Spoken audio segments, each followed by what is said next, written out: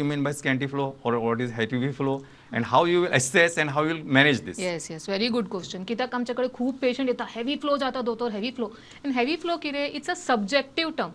म्हाका खबर ना तिका कितले ब्लिडींग जाता, तिका खबर ना तिका कितले ब्लिडींग जाता. तर हेवी फ्लो म्हणजे कितें तुमकां इतके ब्लिडींग जाता की तुका 2-3 तासान पॅड चेंज करपाक पडटा.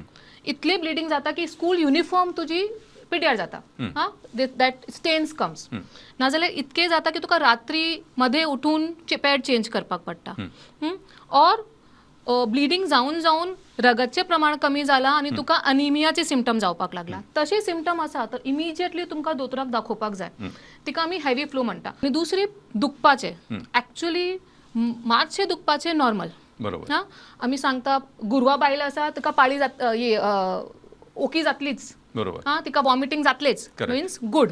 सेम वे तुका नॉर्मल पाळी जाता तर मातशें दुखता कित्याक ताती फुटता आनी ओव्युलेटरी सायकल म्हणटा आमी तशी सायकलान मातशें दुखपाक नॉर्मल. जास्त दुखपाक लागला, इतके दुखपाक लागला की मातशें 1-2 पेन किलर घेवन पण तुजे सारकें जायना.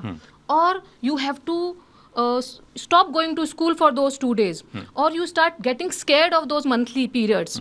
Okay, or the pain is so much that Tuka with the pain you are having vomiting आणि तुका मातशें सामकें न्हिदून रावपाक जाय. इमिजिएटली तुमकां दोतोराक दाखोवपाक जाय.